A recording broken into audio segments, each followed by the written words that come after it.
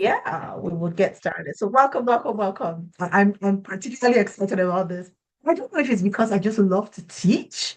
I don't know. When it comes to just having conversation with people, I'm always very excited, you know. And my husband was like, why are you so happy this evening? I was like, I'm gonna be teaching.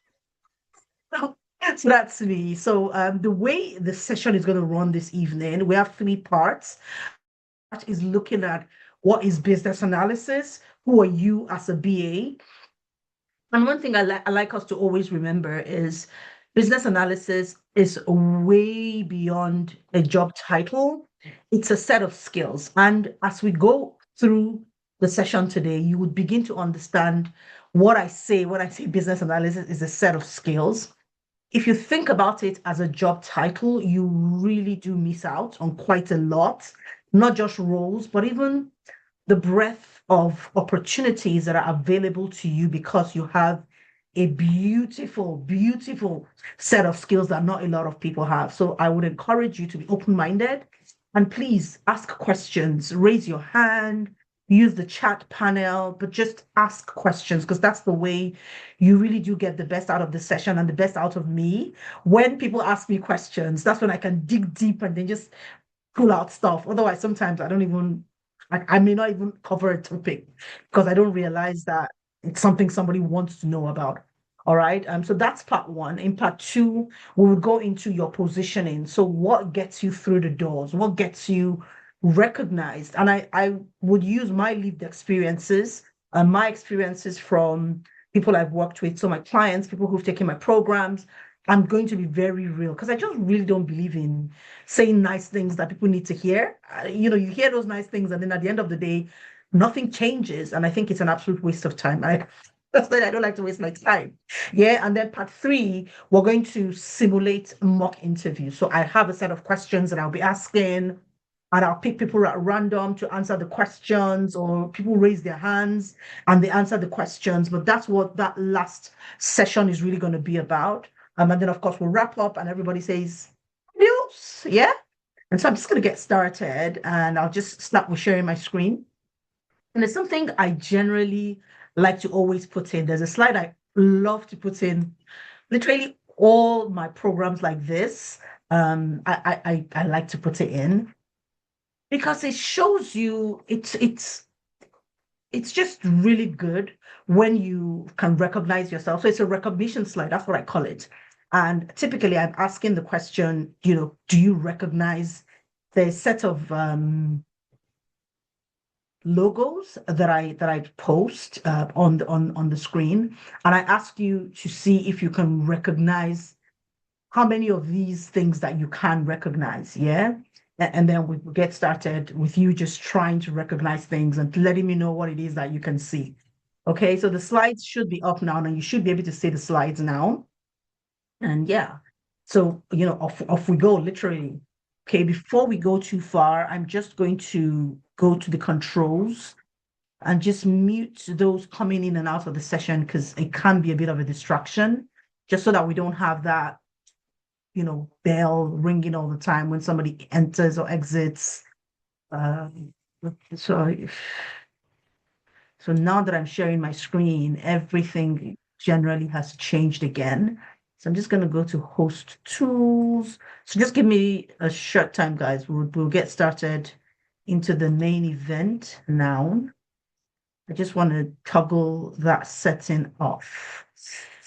So things have changed. So I'm going to stop share for just a bit so I can just toggle off that setting. It can be a distraction when you keep hearing that tool announcing that somebody has come into the session, somebody has left the session. So I'm just going to take that off. Then we can get started again. Okay. I don't know how I didn't remember to do it. And yes, settings, and Zoom has generally changed so many. How many of you guys have noticed there's so many changes with Zoom these days? Have you guys noticed that? So much has changed with it. So I'm constantly actually always looking for something these days. Again, because, a lot of, yeah, play chime. Uh, Crazy. So much has changed with Zoom, guys. I'm so sorry. You know what? I'm going to ignore it because I honestly can't find it right now. It's something I know where it is all the time, generally. Right now, it's just to know where it is. Uh, okay. You know what? Let me check one more place. They keep rearranging everything. I just want to take out that chime. It's messing up with my head as I can hear it all the time. And so it's just generally messing with me. I need to take it out. It's just yeah. Okay. Weird. Yeah, found it. Yeah, fantastic. Yes, now we don't hear it anymore. So yeah, so I'm gonna reshare again. Thanks you guys for your patience. Yeah. So just gonna reshare and then we can get started. Please, if you have questions, don't feel like you need to wait till a certain time to ask the questions. Ask your questions. I would just ask that you use the chat panel or you raise your hand so that we can keep the room really clean and there's not a lot of background noise. And that's just usually very helpful when we fully take off in the session. So yeah, we're going to be looking at becoming a business analyst. So from your skills to market positioning, that's what we're going to be looking at today. My name is Gladys Okenfo Ajayi. Most people call me KK, so which is absolutely fine. So please join in and KK along with me, yeah, with everyone else. And like I mentioned earlier, there are three parts to this presentation today. One is what is business analysis, why business analysis, and then generally what toolkit do you need to have? And I'm going to tie that back to the interview sessions. Like, why are these things that we've talked about important, especially when it comes to interviews? Okay, so we're going to talk about it. Because at the end of the day, you're not learning a skill or developing a certain set of skills just because it's because there's something at the end of the line, either a job, your business practice, just or you need to grow your career, right? You just don't, well, I don't know if people do that, just amass skills that you're never going to use. It's because maybe one day somewhere down the line you just may need that skill and you of course want to have it, right? So the assumptions I'm running with in this session is you guys have joined in today because you've said to yourself, you know what, I do have these skills, or maybe not all of them. How do I transition, right? How do I connect those dots from where I am right now to where I really want to be? And so that's the connect that we're going to be making in this session today. It's about an hour, 30 minutes, that we're going to spend together. And then, hopefully at the end of that time, it's clearer in terms of your roadmap, in terms of where exactly you are, and of course, the gaps that you need to close. So that's what I'm really hoping that we will achieve with this session today. The second thing we're going to be looking at is your positioning. And by positioning, we're just generally saying, where are you right now, right? Especially when you look at what the market needs, what the market is hoping to get from whoever they're hiring.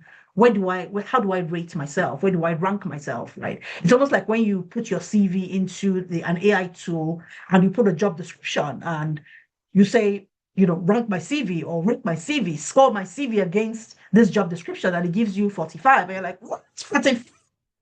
Yeah, 45, And then you say, you know what, but I want to get to about 95. And it begins to tweak it and align it and eventually gets you to 95. And then if you tell it again, oh, I want to be shortlistable, it can do a bit more tweaks, right? So those are some of the things that I'm hoping you can take away from this session. So it's going to be really practical.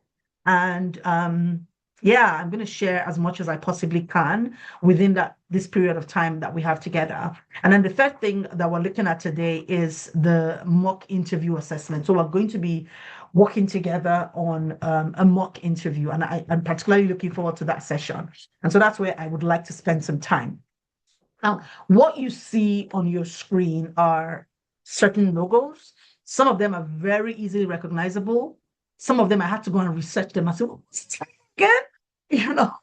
When I put them on the screen. So I want you to look at this logo and rate yourself. How many do you know? Can you name them? So if you can put them in the chats, that'd be great. Put the logos, the one that you can remember, put them in the chats, and let's see, how many how many can you really, how many can you name? Okay, so let's go. I want to see the first one, actually. I'm wondering which one. So name the ones that you know. If you say all minus one, which ones do you know? It'll be great to see which ones you know. Pepsi, fantastic. So Pepsi, I see Pepsi. Pepsi, Apple, Pizza Hut, WhatsApp, I know. McKay's, Mercedes. Okay, so we've seen two Pepsis now. We've seen three Pepsis. We've seen two Jaguars. We've seen Target. We've seen Lidl. We've seen Shell. We've seen four Pepsis right now, right? We've seen, I think, three Shells and four Jaguars. We've seen Target. Again, we've seen a lot of Pepsi. We've seen WhatsApp. We have seen Apple, more Lidl, Reebok, Adidas. Domino's, again, we've seen Shell, we've seen Adidas, we've seen HSBC, Under Armour. I know that one might be a difficult one for a few people. We've seen Domino's, we've seen Mercedes, Adidas, Nike. Exactly. Now, if you notice, TikTok. I mean, a lot of you guys, I think we met off TikTok, didn't we? I should actually do a poll. How many of you met KK off TikTok? It'll be interesting to see those numbers. And yes, you see HSBC as well. Now, what you might notice is some people might struggle with some of these logos. Some of them, you don't even need to think about it. You look at them, you're like, oh, that's WhatsApp. It's McDonald's. It's Little. Little has its name on it. So, that's a bit of an easy one. Reebok, yes, I see that. Right. Some of them you might struggle a bit. Try and remember, like Chase. Chase is an American bank. So if you're not used to the American market, it might be a difficult sell for you. Like, start one, right? If again you're somebody who is not used to cars, for example, Claire just said Toyota and Vauxhall. If you're not used to cars, you might find it difficult to find, to name some of those, right? If you use some of these, you might again find it very easy to recognize them. And that's the way it is with your BA skill set. There's a certain set of skills that you absolutely have to have as a BA. We call them your bread and butter skills when it comes to business analysis. They're literally your bread and butter. Things like your requirements gathering, things like your process analysis, stakeholder analysis, stakeholder management, right? Depending on if it's an agile or a waterfall hybrid type environment, you might need to understand Scrum, right?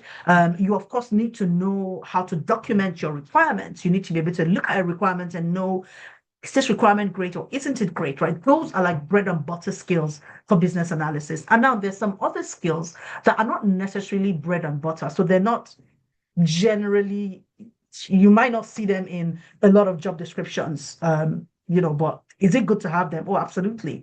Yeah. And those are skills, again, that I'm going to talk about today as well. Now, why is this slide for me particularly important?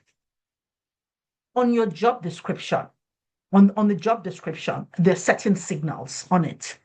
If your CV doesn't match up to those signals, at least up to about 80%, let's even say 75 to 85%, you will not be recognized by two people. The first is the ATS. If the ATS doesn't recognize you, guy, you ain't going nowhere. It really doesn't matter what you know or how good you are. You're just not going anywhere. And that's called the blocker. So it blocks you already away from even getting to a human recruiter. Now, if you go past that human recruiter, past the ATS, which is, it's automated, it's knocked you out. It's a computer, right? There's really no human feeling here. You don't even get to a human. Now, we're going to talk about this a bit more when we get to part 2 of this entire session. Now, if you don't get to see a human, what happens is you don't even know. That's that automatic rejection that you get. Now, there are times where you don't get an automatic rejection. You wait, maybe sometimes 2 days, 3 days, and then you get the rejection email and you're so heartbroken. Sometimes you don't even get a rejection email. They just say, if you don't hear from us within a week or within 2 weeks, you get that, regular, I've submitted my CV, and it's just an email. It's an automated email that goes to everybody anyway, and you get that. And if you don't hear anything, maybe you even follow up and nobody gives you the time of day, then you're like, okay, I didn't make it through. What happens in that regard is you did make it through to the human, but then you were moved to the no pile. Okay, so there's the no pile, there's the yes pile, there's the maybe pile. Some are automatic yeses. Then it goes to the yes pile, and then you have the no pile. We don't even want to talk to these people. And things that move you from the yes pile to the no pile, I will talk about it in the CV session. But again, it's about recognizability. If you're not recognized, it really doesn't matter how good you are. Nobody is going to know. So it's really important that you put yourself in that space. Can we please put our mics on mute if we're not speaking? That'll be really good. Okay, so I'm just going to put everybody on mute at this time. Unfortunately, I don't like to do that, but I don't think, fortunately, yeah. So I've put everybody on mute. So if you do want to speak, you just raise your hand and I'll take you out of mute. Okay. Now, if you're not recognized, just so that we can toggle back before we move forward. If you're not recognized either by the ATS or by a human recruiter, then you really do not move forward, right? And that's extremely important. We'll talk about this a bit more when we get into that CV segment, but you need to say to yourself and ask yourself and be very honest. Am I recognizable? If you don't recognize yourself, first of all, in that job description, then why are you wasting your time, right? And that's something that you need to understand. We're going to look at what is business analysis now and just take you through who a BA is, what a BA does, using the requirements engineering framework, and of course, talking about project frameworks, project environments as well. These are really important for your interviews because that's what is going to be checked in an interview anyway. So if you don't have that understanding, you're going to struggle in your interviews.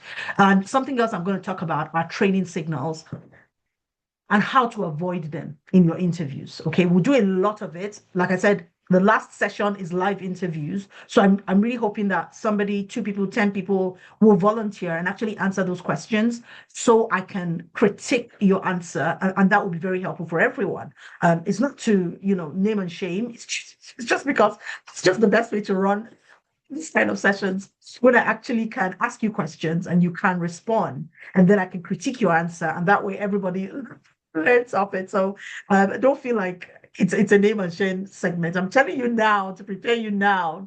So hopefully somebody does raise their hand during that session and we can really have a good one. Now, what is business analysis? I like to highlight the 3 words in purple when I talk about business analysis. The first thing is that it's about change. The second is about defining the needs. And the third is about value. Those 3 are critical when it comes to business analysis. There is change that needs to happen because the business has certain needs. Now, a need can be a problem or it can be opportunity. So a need doesn't necessarily spell gloom and doom for an organization. I can be very dramatic. So get ready for that drama. It doesn't necessarily spell gloom and doom. We're just saying, what is the need, right? And the reason why there's a need is simply because we want more value, or we see that we're lacking some value that we could be generating within our organization, within our systems, within our processes. And so we want to initiate that change to address the problem or opportunity that we have so that we can deliver value. That really is what business analysis is about, right? And once you understand that, when you look at a job description, the signals jump out at you, right? One thing I'm not able to do today is actually put up a job description because it would have taken so long, which is why I wanted to do it a full day before, but I changed my mind. I just wouldn't have been able to handle a full day session.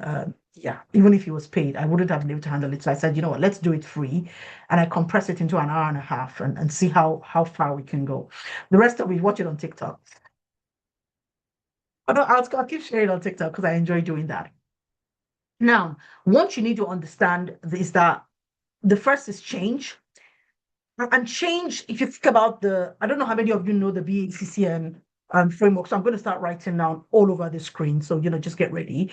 If you don't know the BACCM, I would urge you really strongly to write that down in your notepad. If you have a notepad, which you should, BACCM is the Business Analysis Core Concept Model. And it's a really important part of who we are as business analysts and the way that we think as business analysts. The BACCM is made up of 6 foundational concepts, 6 of them. And the foundational concepts are stakeholder. That's number 1. Number 2, for some weird reason, it's not writing like I want it to. That's so annoying. So the first is your stakeholder. The second is change.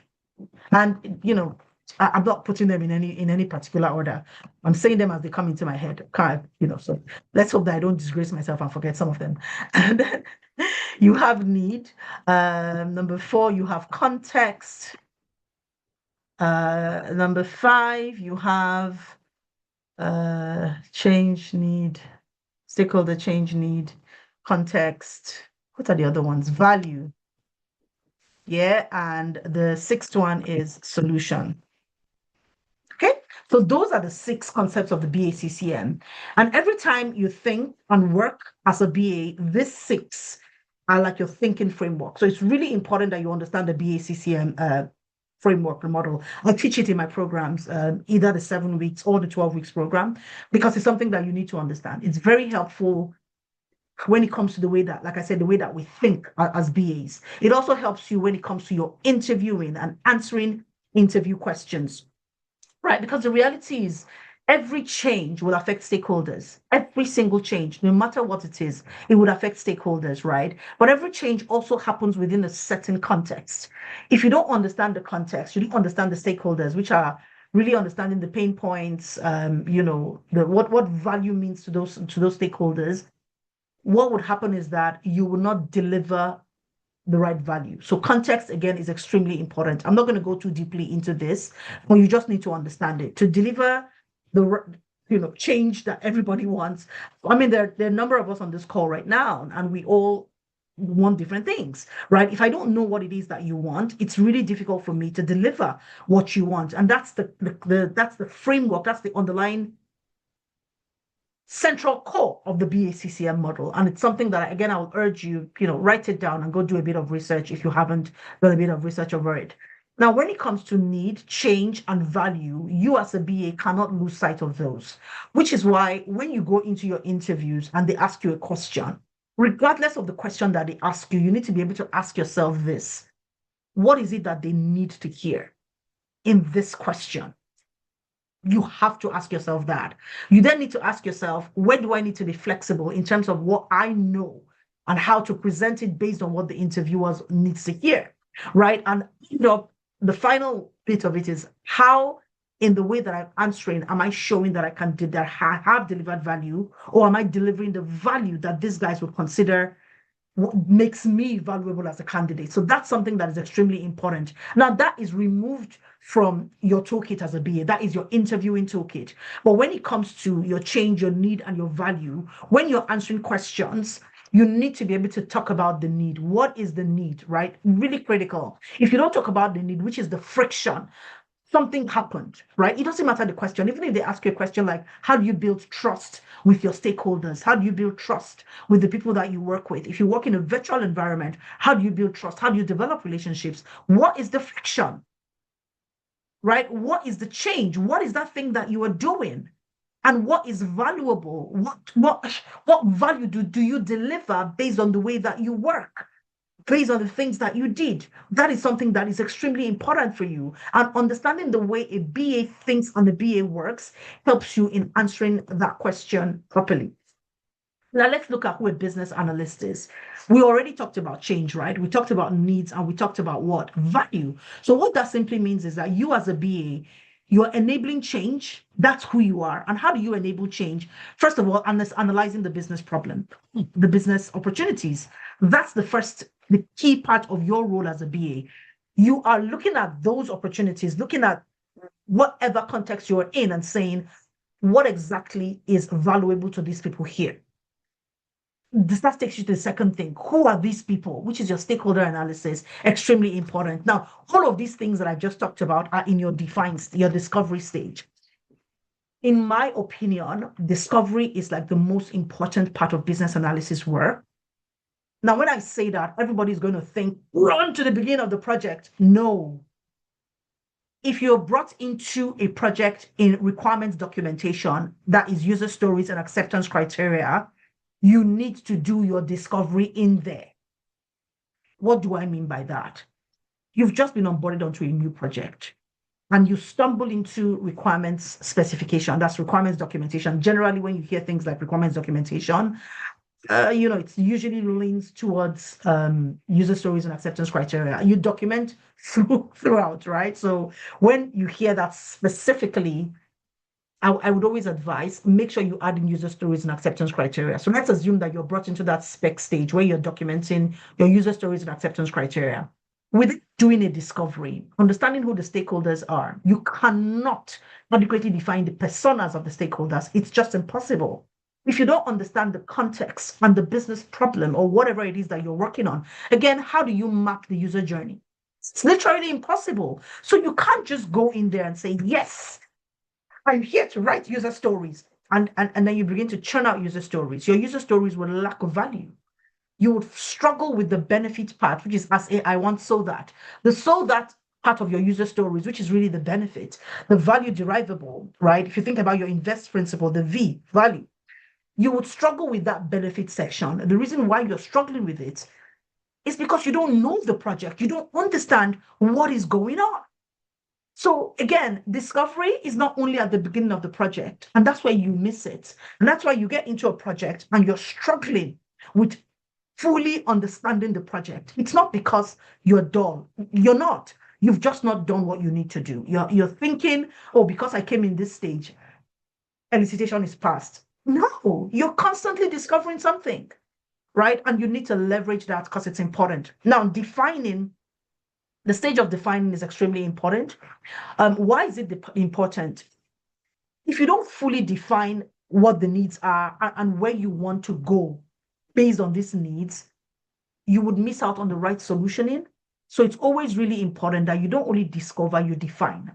You define the exact solution you're supposed to be delivering. You need to define why this solution matters.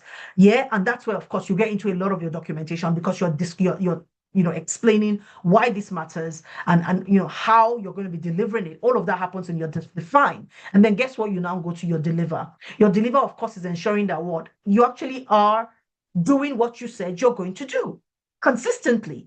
Yeah, and so that is really going into validation, UAT. And again, when you hear validation, you hear UAT. A lot of people forget the validation and do UAT. No.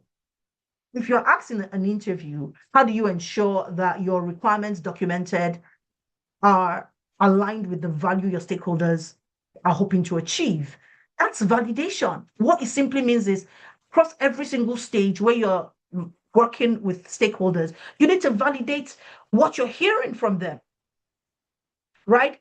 Part of that validation is what? Walkthroughs, playback sessions. Of course, UAT is part of it, but even before you have developed something, are you not going to validate? That's what your recruiters are hoping to hear. And again, those are conversations you will be having if you are a BA. And that's where people struggle, right? When they go to interviews, they feel, I nailed it. No, you didn't. You didn't even answer the question that was being asked. You did. No, you didn't. Right? Because you've missed out on the entire context of what the interviewers want to hear from you as a BA or from you within the change and transformation space. Right? So you need to fully, and I'm not joking about this, guys, you really do need to understand it. If you don't understand it, you would seem like you did a really good job, but you didn't. As a BA, you're not a developer, but do you work with developers? The answer is yes. You're not the project manager, but do you manage projects? Again, the answer is yes. Why? You literally are carrying the project on your back. I'm not saying that, I'm not joking about it. That is what it is. If you don't ask the right questions from the right stakeholders, you guys, what are you giving the project team to develop? Nothing. Seriously. So you're so critically important. And again, which is why I say it is more than the title, right? Business analysis is more than the title. It's a unique set of skills. And you need to be extremely proud that you have those sets of skills. Okay. Now, and again, are you the document manager? No. But do you do documentation? Yes. You are the central source of truth on projects. And that's who you are as a BA. Because when we just start, who do we look to bring all that structure to help us know how to create that roadmap and flow properly? It's the BA. It's the BA. Are you doing all of these by yourself? The answer is no. You're working with so many different people, but within that project. And again, organizations differ, right? So when I'm training, my people in my cohort will tell you straight that KK would always tell you, it depends. And I'd always tell them when I'm teaching, okay, guys, I've just taught you this, but where you work might be totally different. So sometimes I teach them several different things. I mean, I'm thankful that I've been in several different environments where I've learned things and I keep learning, to be fair, because there's always something new to learn. And so I'm like, I've been somewhere where this happened and this happened and that happened. I know they always find it very interesting. But it's the reality of life.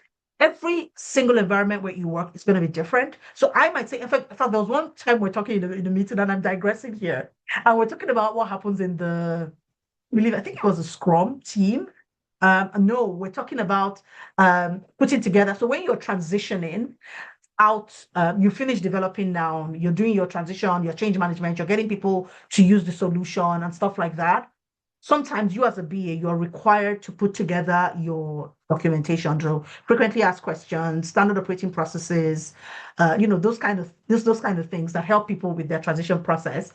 And somebody on the call, one of my cohort members said, the BAs don't do this at my office. And somebody else says, oh, I do it because that's my job. If I write down and put it together SOPs, it was so interesting. And we started to have that conversation. And I was like, look, if you have a strong change team, so that means that your organization, you guys got the money, yeah. So you have a really strong change team, or you're working with change managers who may be contractors.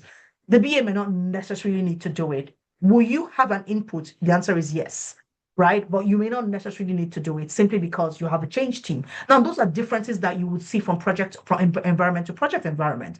Some projects also have more budgets than other projects. So there might be leeway in what you would deliver as a business analyst. But again, in an interview, that's not the real project environment, right? So you need to isolate that interview stage. It's almost like an interview is a capsule. That's honestly what it is like a lot of the time. You are in an interview, but it's like you're in a capsule environment. Yeah. The astronauts that went to the moon and just came back, what happened? They were in a capsule. They were not in the reality of what you and I, where we're probably living. They were in a freaking capsule. And that's what happens in an interview environment. That's not what would happen in real life. It's going to be different. I actually have a client right now who's just got onto a project, and she's like, okay. They didn't even ask me anything about integration they just asked me one tiny question about integration in my interview. Now I'm integrating, like I'm on like 4, 5, 6 different projects with like 20, 30 integration, different types of so when you look at integration, sometimes you have many different systems that are integrating together. Sometimes it's few too, maybe just sometimes and she's like, I don't even know where to start from. I'm so stressed. That's the reality of it. In interview, you may not fully see what you're going to see, but there's certain things that the interviewers wants to hear. And these are the things that I'm touching on. You need to be able to connect those dots between what the business wants and what the more technical team needs to see. Otherwise, you really are going to struggle in your interviews and you will not do well, even if you spoke excellently. You didn't say what they needed to hear, and that's a huge problem. So that means that you as a BA, you're a facilitator. And I'll talk about this facilitation bit. Sometimes you're asked to present in an interview. Do a good job of it. These days, Claude would give you a fantastic set of slides. You don't even need to stress yourself with the slides, right?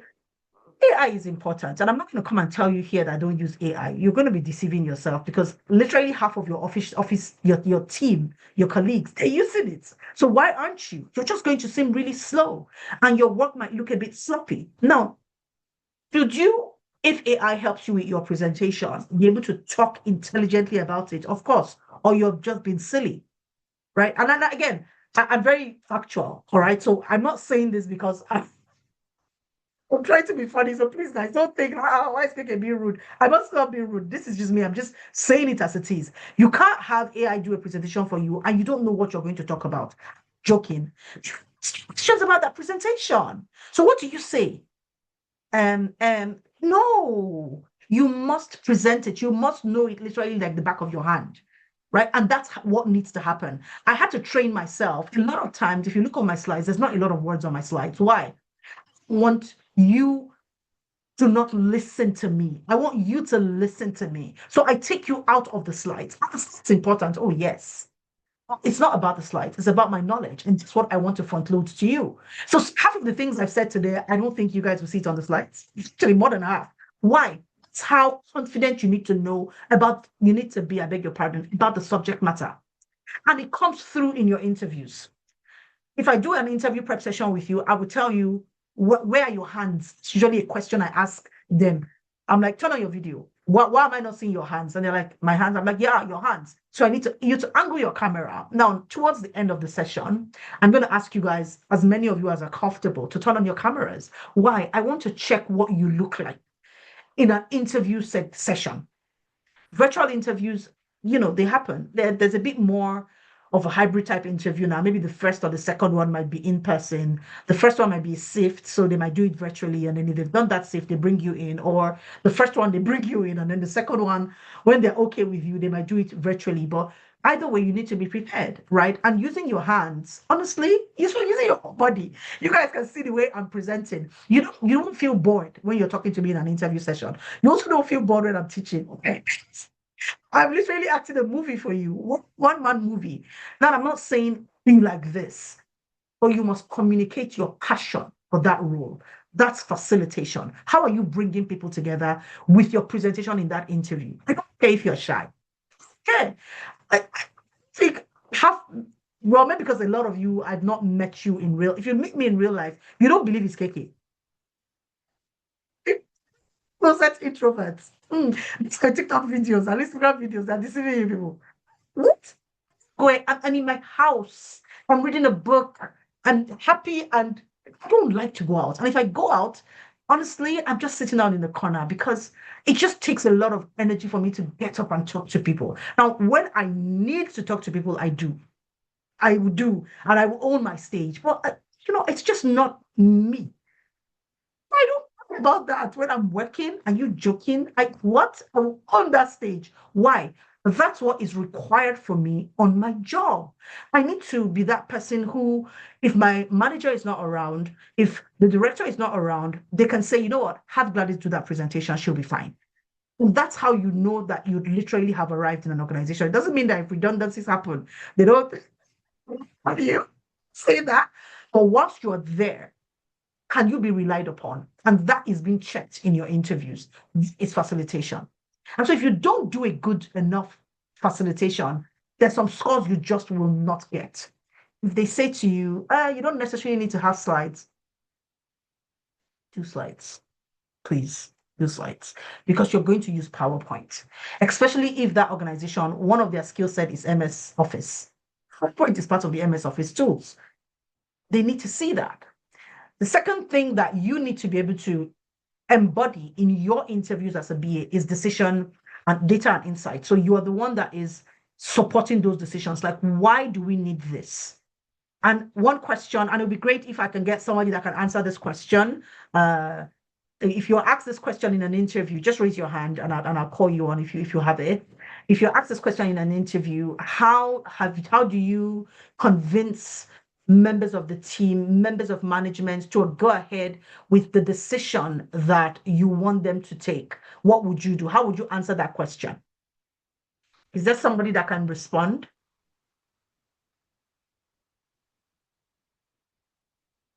I'll ask the question again. The scenario would be that you're giving a recommendation and you need to convince the people you are presenting to go with your recommendation over another recommendation. How would you convince them to do this? Is there somebody that wants to take that? Claire, fabulous. Okay, so let me unmute your mic. Thanks for belling the cat. Fantastic. Yeah, so go ahead, Claire. Good evening. Good evening. So the question is, how would you literally convince, Stakeholders, how would you convince your managers. stakeholders, to go with the decision? I mean, I would first of all be asking questions around the data that supports it. I'll probably do an options analysis, to So answer it like you're talking to a recruiter, Claire. Oh my God. You're in an interview session. This is tough. Well, getting stakeholders to go with, to buy into a decision, uh, for me would be me doing, sort of background work to present different options for them to go with. So, for as an example, once I was faced with convincing the customer service team and a metering team a decision to go with. So the problem was what was literally showed itself as excessive bills or extreme estimated bills going out to Mhm. customers. There was lots of complaints, and I was asked to go, remedy the system, to literally do some requirements around what the problem is and prefer a solution. So as part of my findings, I discovered that the numerous estimated bills going out was due to the fact that there was in customers were not submitting their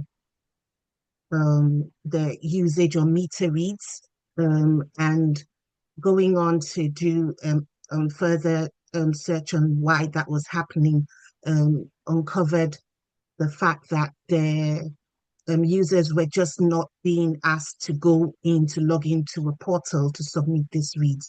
And as part of the solution, I came up with different options. The first option was to do nothing. The second one was probably to have a system where they do not have to, do numerous clicks to get into a portal. Maybe, and then a second option was to provide a sort of like email token, so that is specific to a particular customer, so that when they do get their usual meter reminders, they just click on that link and they go in directly to put in the meter reads. It eliminates them having to log in and do several clicks to get in there.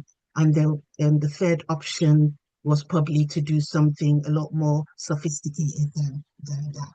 And that presented, the result of that was, the business was Your able voice to. has just your voice is going in and out.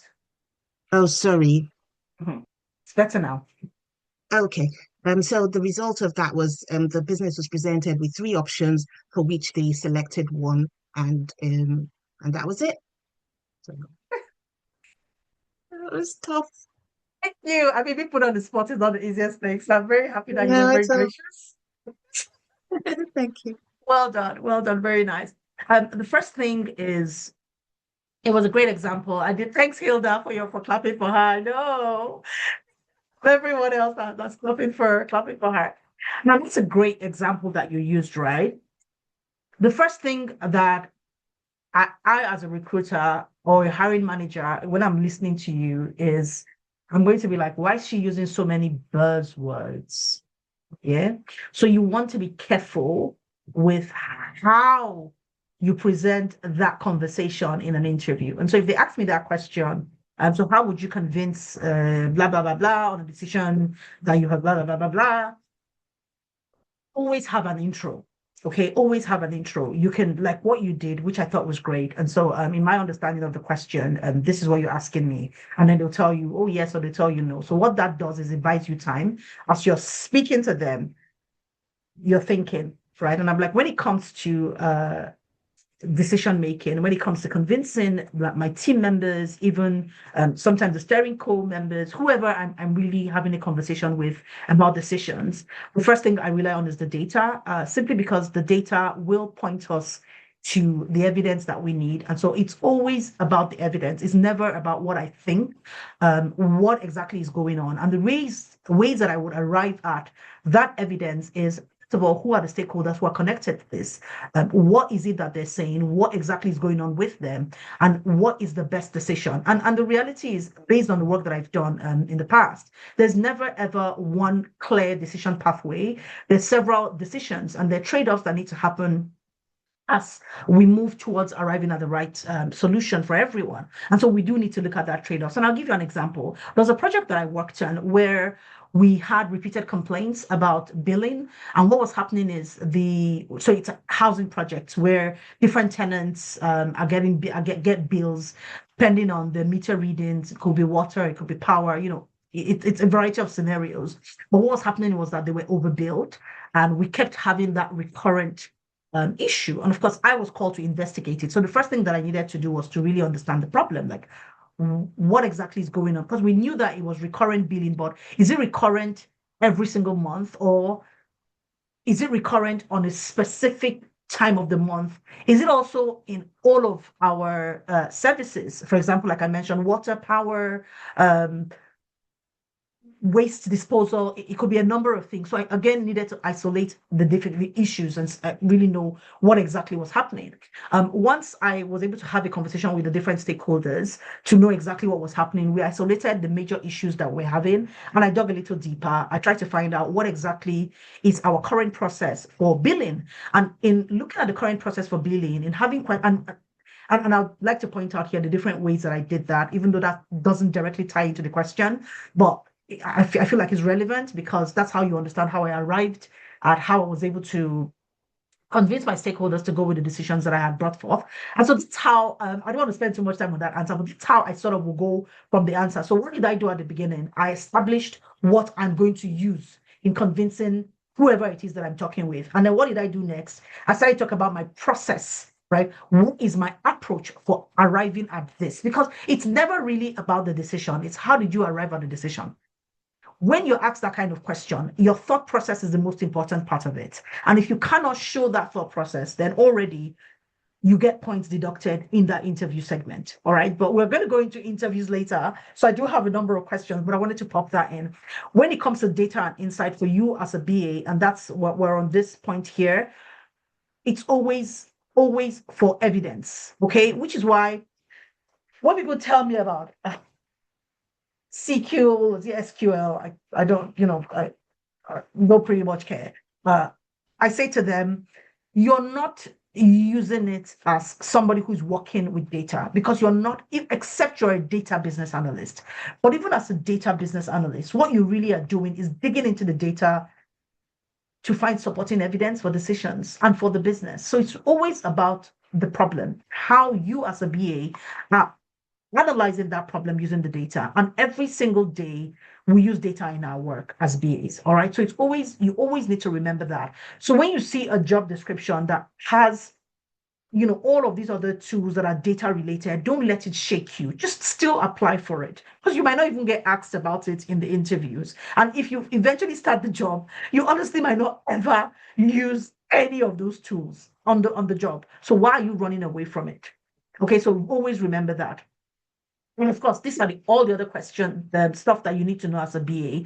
This one, they usually would ask you things like you go into a meeting and you're talking to non-technical stakeholders. How do you explain the technical concepts to them, right? That's you being a translator between business and tech and vice versa, between tech and the business, right? And you need to be able to answer that question. How? Again, steeped in your work as a BA. When it comes to technical and non-technical stakeholders, I usually have a mix of them on my project. And one thing that I do in explaining the business requirements is knowing exactly what their needs are, their concerns on the project, and the best artifact to use for them. And I'll give you an example. I was working with a group of stakeholders who were more on the business side of things, and I had created a BPMN process map, but it was a bit technical for them. So what I simply did was I created a use case documentation, and that use case documentation gave the sequence of steps for the basic flow. I took that and overlaid it on my process map, and I used it to explain that process map. Something else I did on the process map was I did a one-pager simply explaining what it was,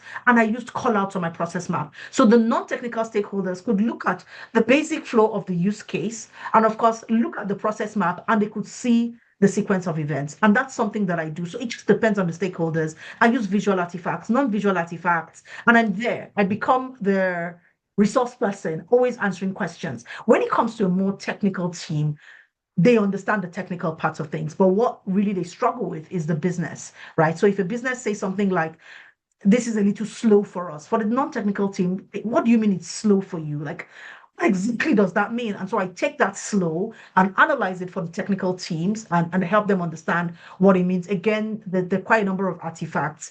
One thing that is usually very helpful, again, is my UML diagrams. It's my user stories and acceptance criteria. The acceptance criteria particularly would highlight the system's responses. And so that will be very helpful for my technical stakeholders. And then, of course, my non-functional requirements. So depending on the audience, I just make sure that my artifacts align with what their needs are. And at the end of the day, what I find is there's more understanding. We sign off requirements much quicker. Validation processes are much smoother. Why? Because I've tailored the conversation to the different stakeholder groups. So again, if you don't do that, it's going to be very tough for you to explain that in an interview. So you really do need to understand all of these things because it would help you in your job, especially in the interviews.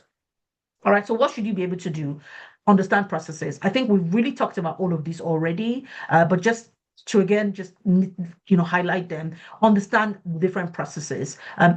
Can you solve problems? Can you document clearly, right? Not just your user stories and acceptance criteria, but your use cases, your UML diagrams, your BRDs, your business cases, your options papers. It just really depends, again, on your project. Some may use some over another. So it really depends on the project. Understand what the project needs, have a conversation with the project team, and then you know exactly what type of artifacts are needed. Sometimes if you're the only BA, you may have like the license to sort of come up with the right artifacts, as long as it and in those situations I lean on my technical team, right? Because I'm like, okay, what do you guys typically, especially if I'm new, what typically is used, why, so that I'm sure that I'm developing the right artifacts for the project. Then of course you need to be able to work with stakeholders. We've talked about validation and then asking the right questions. And this is the one a lot of people struggle with, right? And you need to be able to talk about it intelligently in those interviews. You must talk about the kind of questions that you ask. Again, depending on the interview. A way that they might ask you questions is walk me through your elicitation process. If there's a problem, how do you even start a project? Those kind of questions are them trying to get out your elicitation approach, your discovery approach, and you need to be able to talk about analysis, which are what I have here on the screen, your elicitation methods. How do you determine what the business problem is? How do you talk to senior stakeholders? What techniques do you use in talking to senior stakeholders versus operational team members? All of those are extremely important in that interview segment. But you need to really, again, walk them through what it is that you do and how you do it, because that is how you prove your competence as a BA. You as a BA should be able to do these things. You need to be able to talk about your elicitation techniques, talk about the type of requirements that you write, how you manage stakeholders, the tools that you use as a BA, your processes, right? Your as is, your to be. You need to be able to talk about all of these things. And then, of course, how you validate and test those requirements are stuff that you need to know as a BA. It's your bread and butter. Literally speaking, it's your bread and butter. And they want to hear that in those interview sessions. Your work is not linear. So when you're speaking, you need, and this is a delicate balance, right? Because, and this is where one question area that I see people struggle when you're asked about walk us through a project that you have just talked about, or talk me through your experience with the software development lifecycle. People struggle with that simply because it's such a big thing. And a lot of the time, you may not have worked end to end. Now, when you're taking a training, you would work end to end on the training, but in project realities, you really may never see discovery. I'm not joking. You may never do testing. Why? Because that project was abandoned halfway, or it was paused. Why? Because we didn't have budget clearance for some areas. So there are quite a number of things that happen. And so it can be really difficult for you to do this, which is why simulating projects is very, very good for you, because it actually allows you to see the end-to-end, where in reality, you may never have worked on end-to-ends. I think throughout my career, maybe I've worked on ends to end. Honestly, I can count them on my fingertips, simply because it's just projects. Such as a process optimization project, right? And in interview sessions, they're not expecting just a tiny process optimization project. They actually want like a CRM implementation project, an ERP implementation project, an integration project, a decommissioning project. So it could be that kind of technical project that they're looking at. And you may never have done it. That's just the truth. You may never have done it before, right? And again, it's difficult to then talk about it in an interview because you've never done it. So what would help you is simulations. Yeah, simulated projects will help you do that. And again, that's why, you know, actually going through a BA program that allows you that experience and it's guided, it is very helpful because not only do you get that end-to-end experience and be able to talk about it, but then you feel more confident because you can then look at the different things that you've done across your career, even if you didn't have the title business analyst, and use that as touch points when you're having those conversations with recruiters. The work is never linear as a BA. I'm currently working on, I would say, upfront 4 different projects. There are other projects that I'm collaborating on, but I'm not like leading certain areas in those projects. So at a certain time, you really are not going to be working on just one thing, even if it's a small organization, and you need to understand that as a BA. And so when they talk to you, and what questions will they ask about this? Talk to us about how you manage your priorities at work, especially when you have conflicting priorities. What do you do? How do you manage it? That's because they recognize that the work is not linear. They also recognize that you're going to be working across different projects. How do you showcase this, right? Understanding that is, again, I would say, in your current job, even if you're not a BA, if you're a caseworker, if you work in finance, if you work in construction, on your desk, you're not only working on one case file, are you? Please let me know in the chat. Is it only one thing you work on in the office right now, even if you're not a BA or if you're a BA? Please let me know in the chat. Just a yes or a no will be great. Not at all. Thank you, Claire. No. Exactly. So it doesn't even matter if you're a BA or not. Thanks, Zainab, Kenny, and everybody else who's responding. You're not, right? So how do you manage that? And that's where what prioritization comes in. Now, and again, where I see people struggle, stumble, and fall is once you think about prioritization, you think about Moscow. No, Moscow is about requirements, right? That's requirements. And when it comes to your work, it's not requirement. So you're not going to do a must-have. Like, what do you mean must-have on your task list? You have 12 tasks that you need to get through across the week.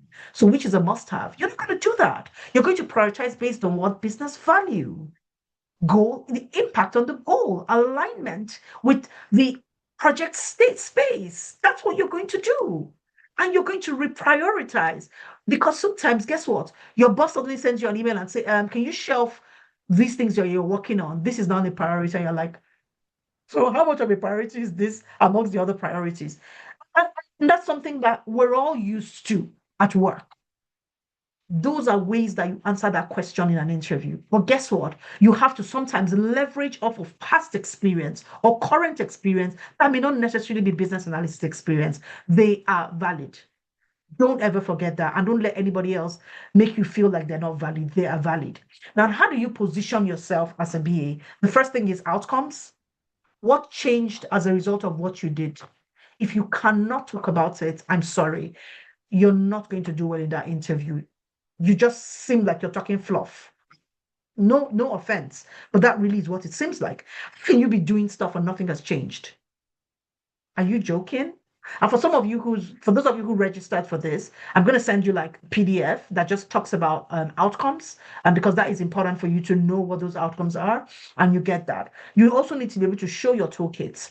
You don't talk about if they ask you a question, talk to me about so I'm trying to think about a question right now because I have them already written down, so my head is not in that game. And so if they say to you, you've just been onboarded onto a new project that has been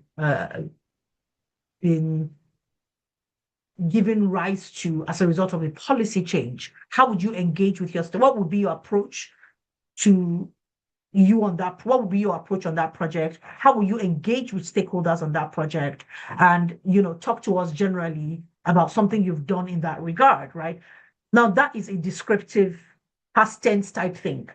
Okay, so they want you to give them an example because that's a scenario based, but it's still a technical question, but it's scenario based. You need to start first with the thinking.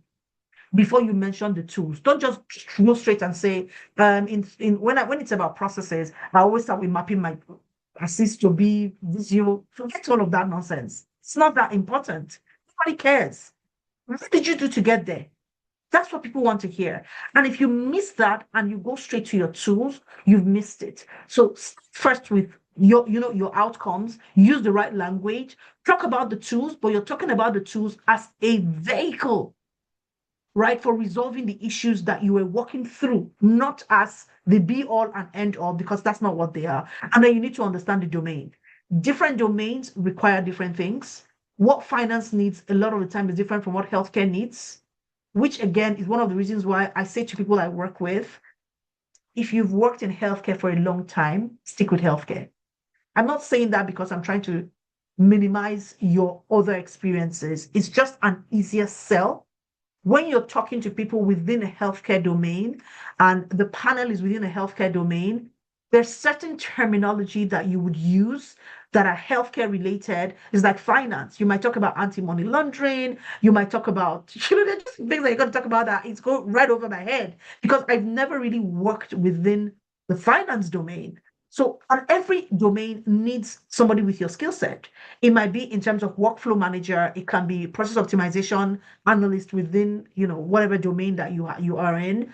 But it's always an easier sell to go through that domain and then branch out, solidify your experiences, and then you can go out. And it's slightly easier that way. Not saying that it's not valid for you to go and learn about insurance if all you've ever done is healthcare. I'm not saying that you shouldn't do that. Please go ahead and do that if what you want to do. This is just advice for you. Now, what is your requirements engineering cycle? Discovery, elicitation, analysis. Typically, discovery and elicitation sometimes are grouped together. Your analysis, your documentation, specification. Again, documentation and validation, specification are usually together. And then you have your validation and your requirements management. There's no question in an interview that is going to go out of these questions. And when we go into the interview segment, which is really soon, I'll show that to you so you can see it. Every question you are asked is going to fall in this bracket, all of them. All right, now, what are the tools you need to be able to speak about in your interviews? These are some of the tools, not all of them, but some of the tools. And you need to know how you use them. Now, one of the things about BA tools is you literally can't learn all of them. You can't learn all of them at once. It's just not possible. You start with a few, okay? So what I would say is when you look at a job description, take 5 job descriptions and analyze them and say to yourself, on these 5 job descriptions, what are the tools that they've talked about across all the 5? This specific 4 tools, they're in all of these 5 job descriptions. Take those 5 and say, which ones can I work with? Okay, that then becomes your step. If you know how to work with Jira, you will figure out DevOps. Seriously speaking, you can figure it out. Okay, you might, of course, will need to learn a few things, which really YouTube is there for you. Udemy, Coursera, some of those free courses, even LinkedIn Learning. You can spend a few hours and learn the basics and then do a bit of practice once you get to start working. But not knowing all is not a reason why you should not apply for that job. Okay, but these generally are the tools, and these are, what you would use. I put LucyChat and Draw.io because they're in the free domain. Actually, most of these that I put here are in the free domain, simply because not everybody has, the investment, the money to invest in tools that are paid. I generally don't use this tool. I use Visio. I'm a Visio girl. It gives me all that I need, and it's perfect for me.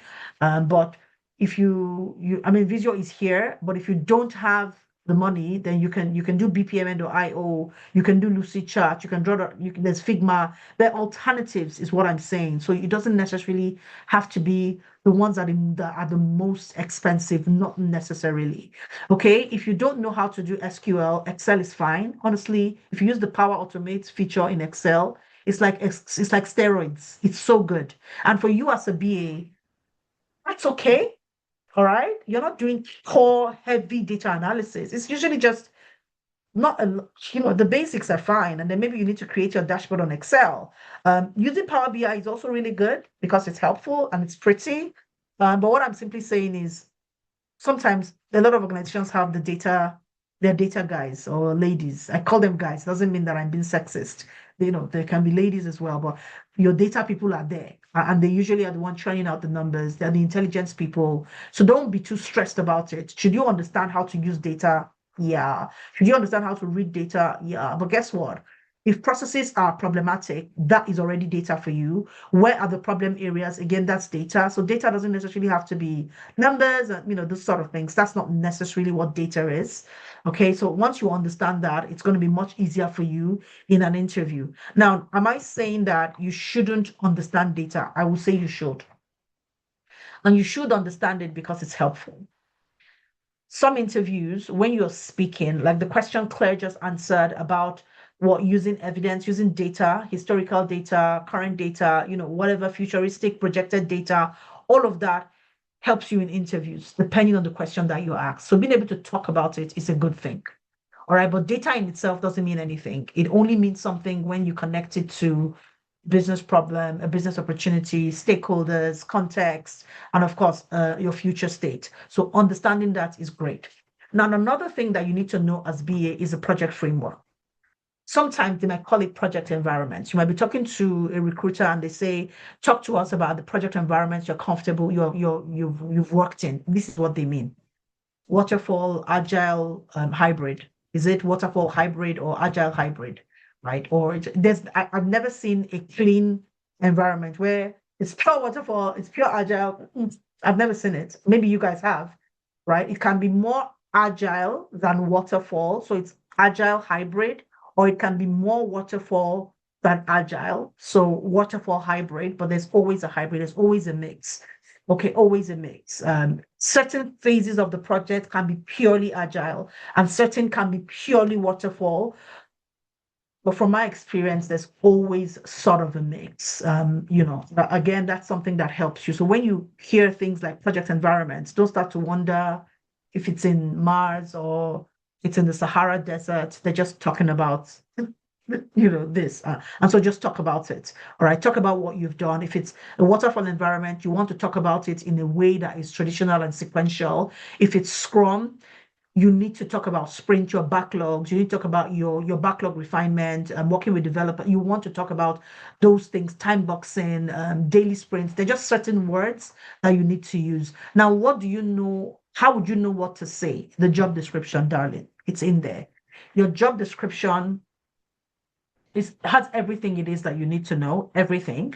And so you need to know that job description back to back.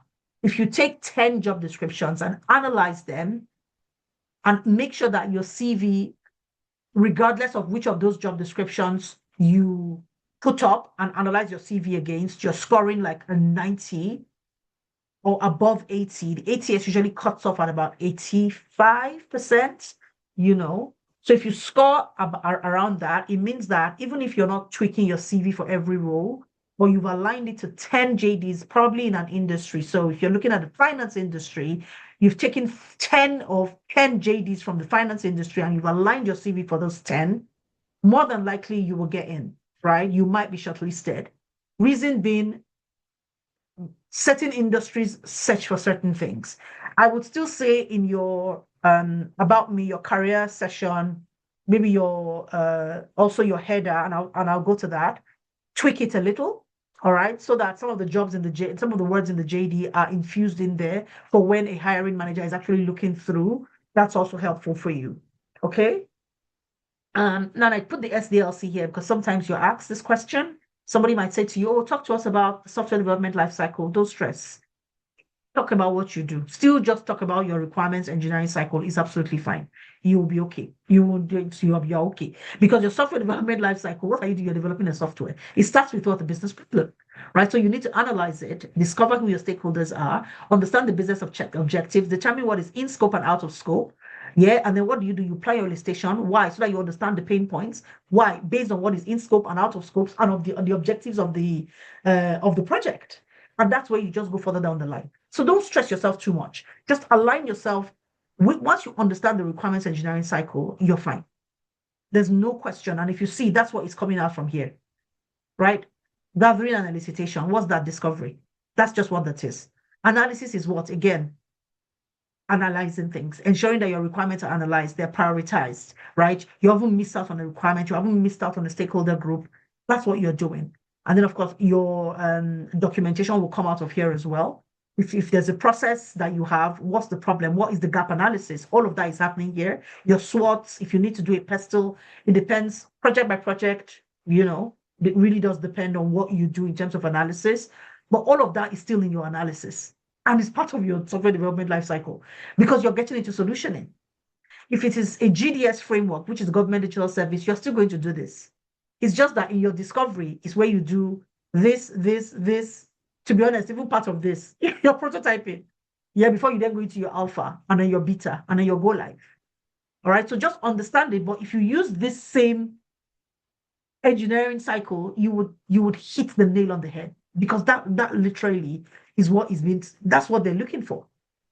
Okay, so don't stress too much, is what I'm saying. Just know that and you're fine. All right, now I've talked about all of these before, so I'm just going to skip. But just again, understand your discovery and elicitation. Always start with what? Understanding the business problem, and then you flow this way. So you maybe want to take a picture of this slide, but literally, once you start with understanding the business problem, then you go down from there, and that's usually how you would solve. You start any project, and you can use a variety of these or a combination. Most times in interviews, what I usually hear people say is workshop. Workshop is just one. And there are times when you can't have a workshop. I'm not joking. There are times when you can't have a work, like who are you going to talk to? They don't have time. Everybody's running around like a headless chicken. They might send you a quick email about what it is that they do. You better go there and observe what it is that they're doing. But there are times when you just can't have that one-to-one. You can't bring many people together. You can't. There's just no time. Document reviews, shadowing, ethnographic studies, scenario usage. All of those are things that sometimes you fall back on in your elicitation techniques. How many times do you talk about it in an interview? You're just so used to workshop. No, there's a lot more beyond just the workshop. All right. Now this is so this is analysis, and I'm sure you guys already know this. So I'm just going to skip it. And I talked about it already, really. So what do you do in your analysis, your process mapping, root cause analysis, gap analysis, interpreting the data, which is really the evidence layer. And there are quite a number of other analyses. I just don't have them all here, but those are things that you would do as a BA. Okay. Something else that is important for you is, again, knowing your documents, right? When you talk about documentation and specification, what do you do in those regards? Always really important that before any interview, you really look at that job description. Know that job description, because what it helps you do is find the right story to tell. When you look at a job description, again, AI will do this for you. And what we'll do is have another workshop for using AI to decode a job description. We'll do another workshop for that. Once you decode that job description properly and come up with a list of questions, find your examples. Don't try and struggle to get examples in that interview. You will mess it up. Get your anchor examples, get your stories right before the interview, and always add that impact element. What is the impact? What changed because of what you did? Really, really, really important. All of this is just still talking about what we've talked about before. So that's why I'm not spending a lot of time on it. Okay. And then know these essentials. All right. Really important. What is the difference between a functional and non-functional requirement? They rarely ask you this, but when all of the candidates are really good, what they have is they then bring in these extra layers, these extra questions, okay, which are very basic, really traditional type questions, but they help them sift, right? So you want to know those things.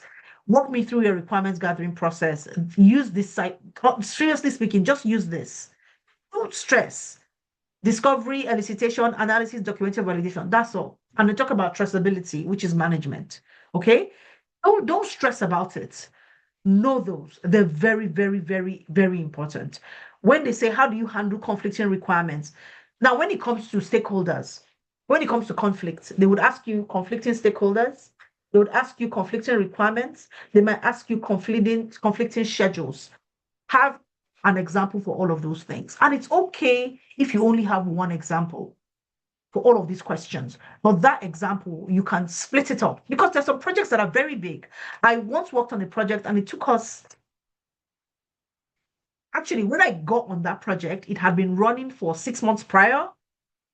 We worked on it for another 12 months and we still didn't finish the project. So there's some really large projects that takes you a long time, right? So it's okay because on that project, there'll be many different things. There'll be conflict, there'll be process, there'll be everything in that project. So you just tweak it, show how deep you were in the project, and that's absolutely fine. Now, the bad part of using one example in your interviews is it doesn't show the breadth of experience that you have. It shows your depth, but it doesn't show that you've experienced many different environments. So have you been in a cloud environment? Yeah, right. Have you been in an integration environment? Do you understand ERP? Do you understand CRMs? Right? Do you understand? So so it's always good to sort of have, more than one example, but it's not a bad thing to use one example as well. Okay, so that's why. UAT and your role. Okay, again, that's another question that you might be asked. UAT is user acceptance testing, right? So you might be asked that, and usually they won't ask you what is this. Some might ask you, but usually it will be the validation one. How do you ensure that your requirements are fit for purpose? That's usually just validation and UAT. That's what they're asking. Okay, and then this one as well, changing scope. How do you manage it? Many people are of the opinion that, scope creep is only about project managers. It's a lie. Well, not a lie, but that's not a reality, right? You as a BA, you also manage scope. Actually, you manage scope because requirements are what eventually lead into it's the requirements, right? That is the scope. So when you look at what is in scope, that's your business level requirement or your high level requirement. You break that down into what? Tiny bits. Your epics first, and then of course into your features. And your features and into your user stories. So that really is the scope. So if somebody keeps changing things, what is happening is that scope is just expanding of more and more. So if something is changing, what do you need to do? What are your change control processes? What is the impact? Who are the different stakeholders? So you don't go straight to Moscow. First of all, start with this. Why? Who is this person that is asking? Why are they asking it? And that's how you answer those kind of questions about scope. All right? Okay, so I've really talked about this before. What are recruiters looking for? One is, are your skills real? Now, one thing that shows you up that your skills are not real, if you say things like, I feel, I think, there's a way to use it. But a lot of people don't use it well. And if you're asked to tell me about a time and you speak about it like you're going to, it's a dead giveaway because it just shows that you haven't really experienced it. So your brain cannot talk about it in the past tense. Dead giveaway. So are your skills real? Can you communicate clearly? So excuse my typo there. So coherence. How coherent are you? Can you actually flow? Which is why I'll go back to this slide again. Use this approach. Honestly, guys, discovery, elicitation, use it. Even no matter what you're asked, you can fit into this. If they tell you about a conflict environment, you can still fit into this. Discovery is, why is there this conflict? Who are the people involved in this conflict? I need to talk to them. Analyze why the conflict is happening. That's honestly, you can still follow this approach. So don't stress yourself too much because that helps you with coherence, which is why they'll tell you, use the star. Why? It tells you the situation, okay? Which is the friction. It tells you what? The tasks. That's high level, what you're going to do. You then go into the actions, which are tactical. And then your results. Most people just tell you what happened, but they don't tell you the impact. All right, so impact is really important in those metrics. So that's why usually I don't necessarily like the star. Also with the star, you really cannot talk about the analysis very well sometimes. It just doesn't allow you to think very well, especially if you're not applying for a junior role. At the senior level, it's very difficult to use the star with some questions that you are asked. So don't box yourself into the star. Just have a really, really good anchor and use that anchor. Remember, guys, if you have questions, please pop it in the chat or raise your hand and I'll be happy to stop. And then, of course, can you solve problems? Don't use generic answers. And this, again, this is how people know that you have been in training. You don't have any example that is beyond two stakeholders with quarreling about requirements. Come on, there's so much that happens on projects that are conflicting beyond those, right? So again, move away from the generic answers, okay, and get you know get real is what I would say, and then show them how you've delivered value. I've talked to you guys already about positioning, but these are things that you want to ensure that your CV looks like, okay? Signals, okay? And then remember at the beginning, we looked at all of those logos. This is what is really being looked for on your CV. Your transferable knowledge is good to have. You can weave them in if you have like a lovely cover letter. You can weave it in places like your LinkedIn, on your CV, your job title. So after you have your name, put your title underneath your name or underneath your address, your whatever, where you have your address, your number, your email. You can put it below that or above that. Okay, so very important. Your BA keywords, very, very critical. Now, this would align with the job description.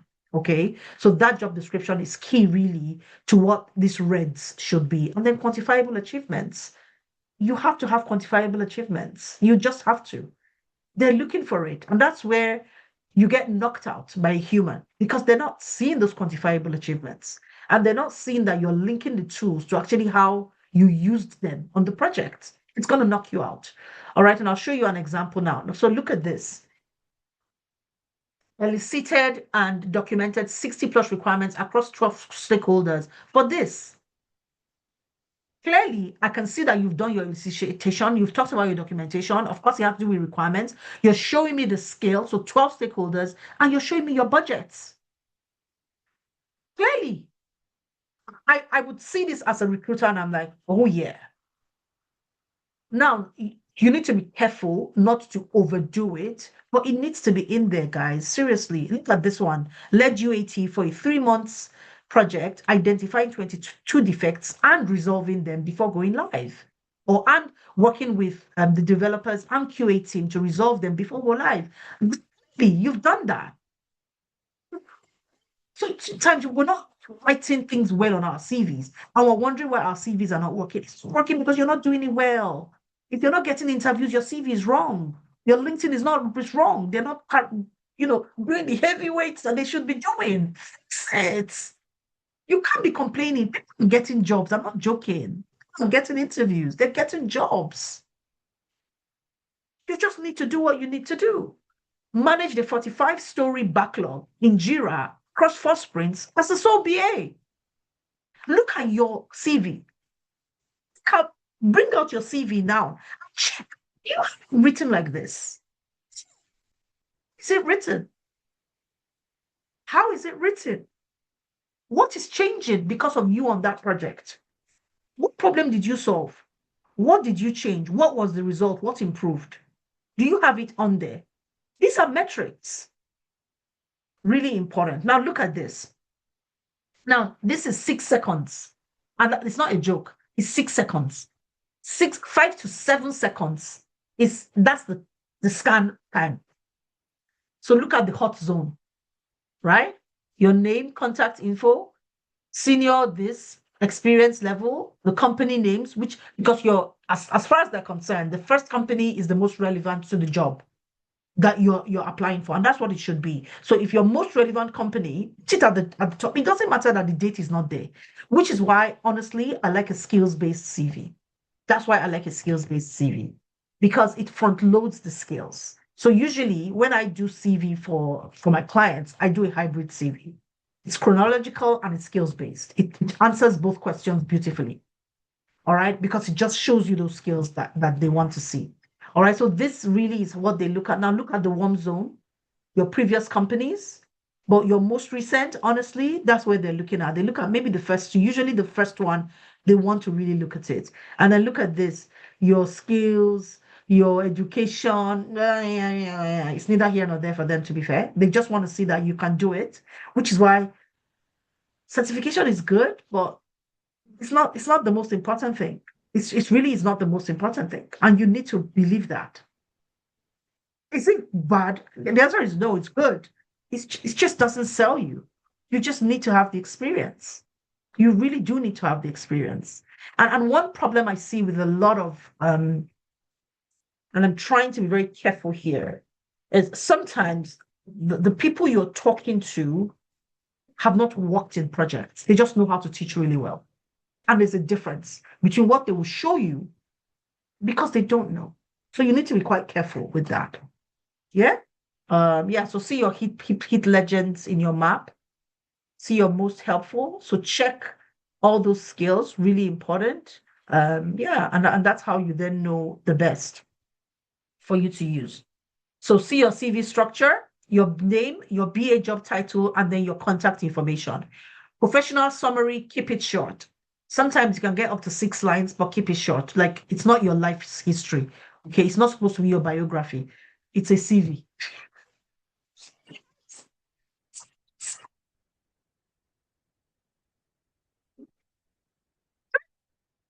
And all these things you're writing on your CV. Please. How relevant is it? If it's not relevant, why is it there? It's like in your Moscow, it's a won't have. Remove it. It's a won't document. Take it out. You don't need it. All right. And of course, your professional summary. I've talked about that. Your core BA skills. And it needs to be scannable. All right. By an ATS, by a human. Really important. Your experience. Outcomes led. You can use reverse chronological. You can use skills based. A lot of civil service interviews that I've got shortlisted for, I've used my skills based hybrid CV. So skills first, then my job. But skills first for those, depending, of course, on the job description. But usually, when I do civil service, when they ask you for a CV, not all of them ask you for a CV. When they've asked for a CV, that usually is what I've used, and I've always got a short list. So that's something that you might think about. Edifications, certifications, your tools, and your technology. It's always about the experience first, always. Because if you write your experience properly, it would look like this. So it would embed the tools in there. Okay, if you write your CV properly. All right. And what are some AI prompts that work? Again, you might, I'm sure you guys, honestly, if you tell Claude or Chatty is ChatGPT, and ask it, or Gemini, whatever it is that you use, if you ask it to, and there are other ones, there's one that people use, I can't remember it right now. I'll actually ask the lady that told me about it. You pay for the tool, you put your CV, you put the job, and it just keeps refining your CV for you. I think it's about 85 pounds, 18 pounds, sorry, per month. I just can't remember what the name is now. But yeah, if you literally can do this, and ask the AI tool to tell you the best prompts, then you use it. Refine refine your CV. For your LinkedIn, again, you might want to take a picture of this. Honestly, people don't use LinkedIn enough. People, and I say people, I'm also part of those. Simply, I've not been using it very well because I've just been really busy, so I just haven't had time. But people don't use it a lot. A lot of people that I know who've, well, they would frown at using AI, but they're using AI as well. To be honest with you, if you're not using AI, you're jonesing. You just need to know how to use AI, which is where people struggle. They don't know how to use it. And so you use it in such a way that shows that you're using it. They can frown all they want. They are also using AI. Automatic tracking system, applicant tracking system is what? It's AI, it's an AI tool. To write their job descriptions, they use AI as well.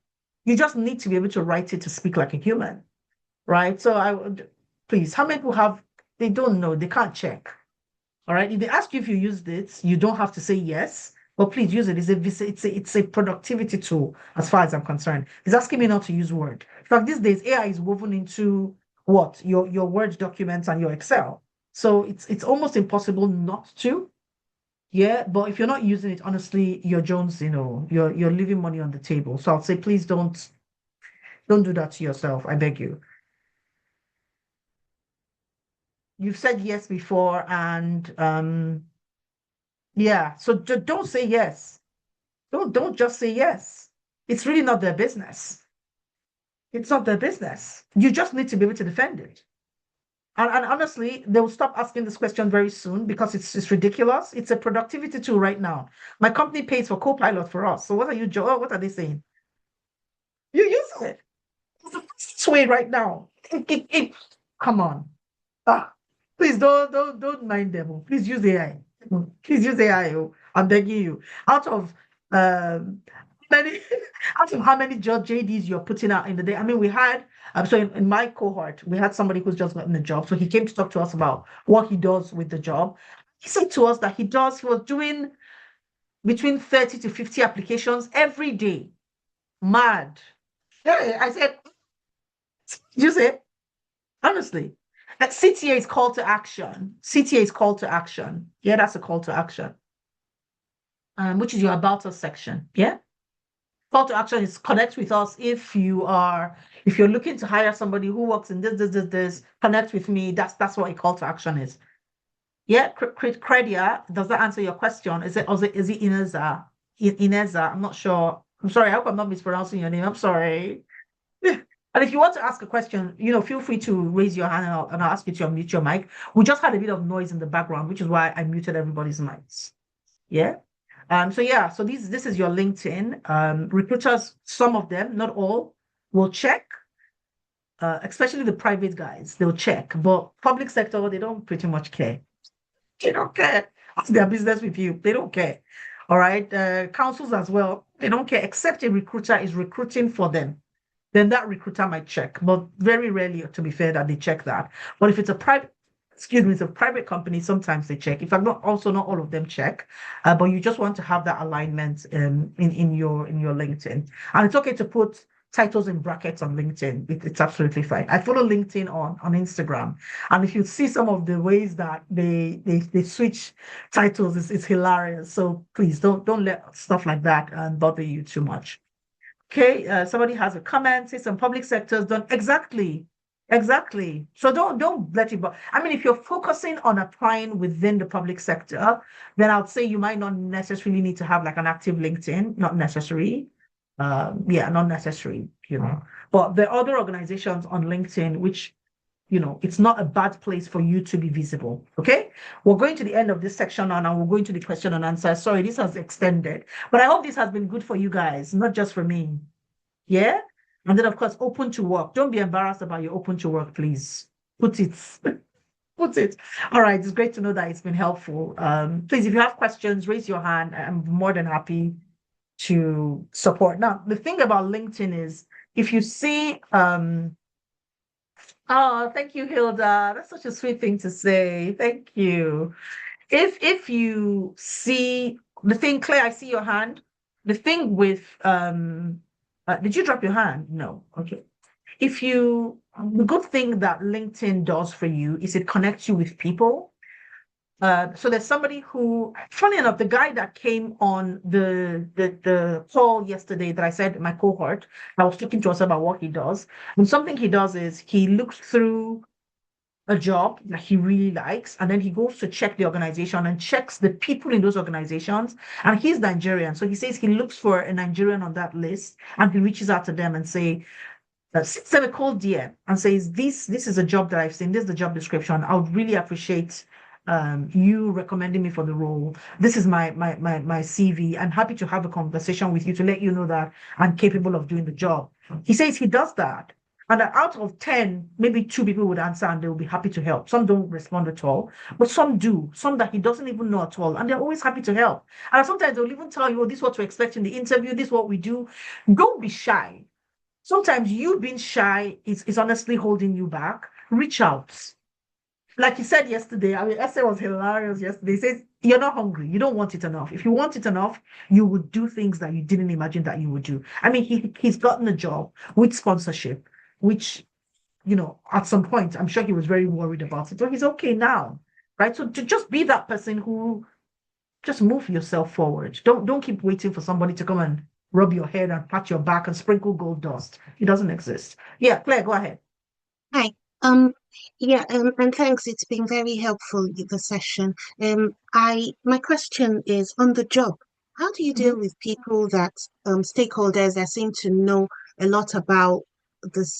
So they seem to not just know, but know how to use the tools that you use as a BA. Example, I'm gathering requirements and I'm asking that, oh, can I get some time with you guys to like, understand these things more, and all that. And then they go like, just do you an email and they literally do a process map. They just write everything down, like you said, in the course of your training. And then they even go ahead and do like a process mapping thing and send to you, and your line manager is probably saying, pushing and saying what's going on here. You are trying to understand. So this is literally real on the job sort of challenge, and in an environment where it's a bit pressurized as well.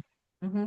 That's a great example. And yeah, it does happen where you have people like that who sometimes they send you the requirements and they're done, and they're like, there's no need to talk to me. I would always say, that's great. Thank you very much for this. I'll review this and I'll come back to you for clarification of questions. That's what I would always do. So I treat those things, amazing things that they've given me, their process map's fantastic, as my start point. I don't disregard it, but I will still insist on the conversation. Walk me through what you do. That's absolutely fine. That you're giving it to me. Can we have the conversation so you walk me through it so I can actually hear it from you? Why? Because there are a few other stakeholders and I need to connect the dots between what you do and what they do. I'd appreciate that time. So that's how I usually approach such things. I don't say, no, I don't need this.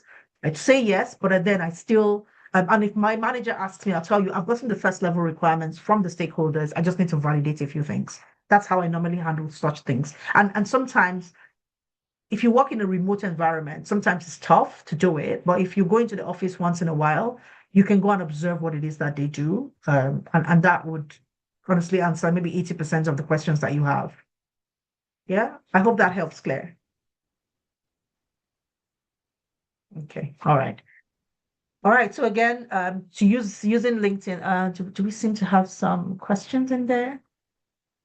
Okay, no problem, Claire. So Nell or Michael says, for quantifiable achievements on the CV, how do you know exactly what percentage to put? That's a great question. Now, when you think about it, Nell, it really comes from what you've done.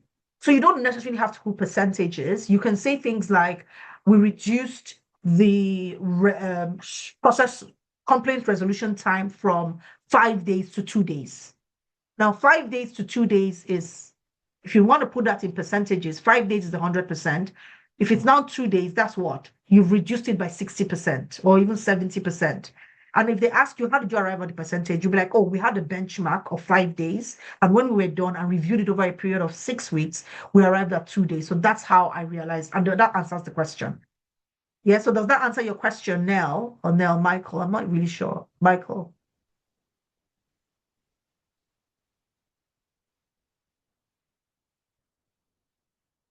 All right, fantastic.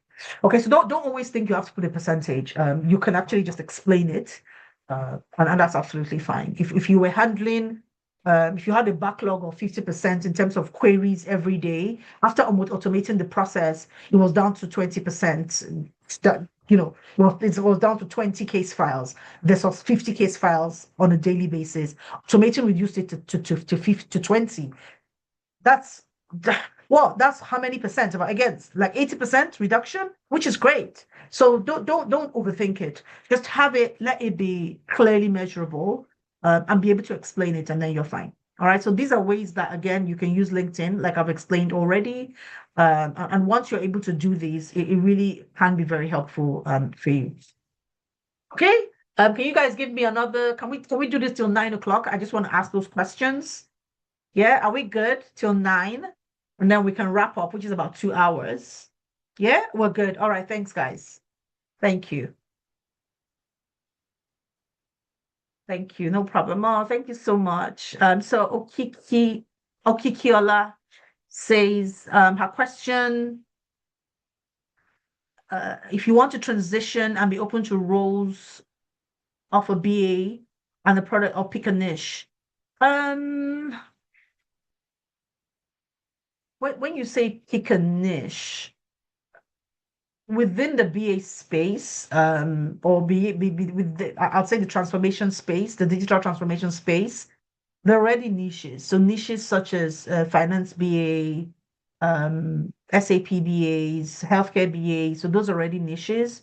But I honestly don't like to limit myself to job titles.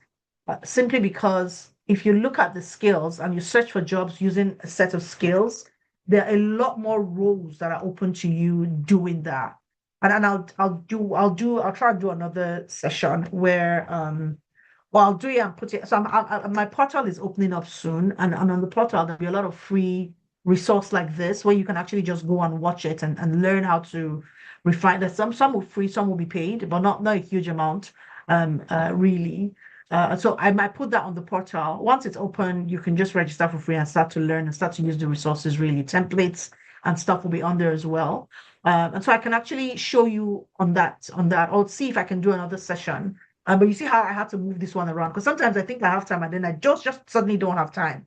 But yeah, we can see how we can do another session on how to use your skills, or literally just use your skills, right? Go on Google and say, I have these skills, I'm looking for a job, and it will pull out the job for you. You can again use AI and upload your CV and say, based on my CV, what are the sort of jobs I should apply for?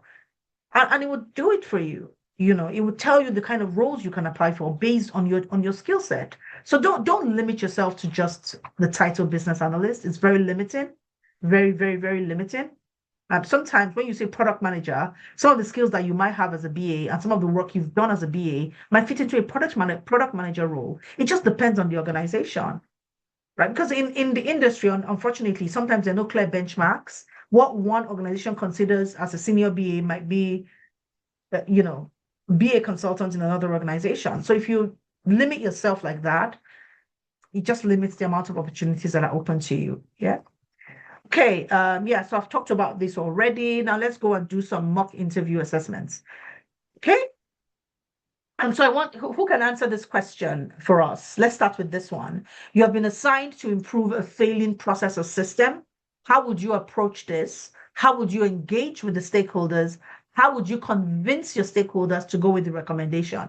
Now, we've answered this part already, but how will you do this too? Again, we've answered it, but I just want to hear how you guys say it in the session. If somebody else apart from Claire, you're welcome. If somebody else can raise their hand, let's see. I'll put your answer in the chats. But it'll be great if you raise your hand, really.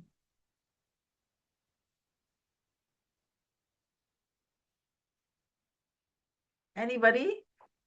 Okay, fabulous. Okay. All right, please go ahead, Mojoyin. Go ahead. Mojoyin Ola, Mojoyin Ola, Mojoyin Ola, Yeah, Mojoyin Ola. Mujoyola. Ola. Hi, good evening. Hi, good evening. Yeah, thank you so much. It's been a very wonderful session for me. Thank you. I'm Thank you. transitioning from a care coordinator to a business analyst role. So yeah. So to the questions. Sorry, before you answer the question, you can also think about a project manager role, so care coordinator, because there's almost Yes. transferable skills across both Yes. anyway. So at the moment, I'm doing both Okay. project manager and business analysis as well. Okay. So I'm doing Okay. both. So I have Okay. two CVs, Okay. to do that as well. Yeah. So to the You question, can I'll just. also, I'm sorry, I'm so sorry. I'm Then so sorry. I'm so it's sorry. okay. Please go ahead. You can also have a CV where on the title you can write business analyst and then you can write hybrid PM/BA. Oh, lovely. Let me write that Yes, on the down. title. Okay. Yeah. So you know how you have your name and then you have the title. You can do that as well. Because Lovely. there's some roles that need hybrids. So if you've applied, if your skills are really good and has a mix of both type of role skill sets for both the PM, within the PM and the BA space, yeah, pitching yourself like that again is not a bad thing. I used to think otherwise 2 years ago, but now I know better. Oh, lovely. So go Thank ahead you. with your Thank you answer. so much. Thank you so much. So I'll just attempt to answer this question. So I've been assigned to improve a failing system process. So how would I approach this?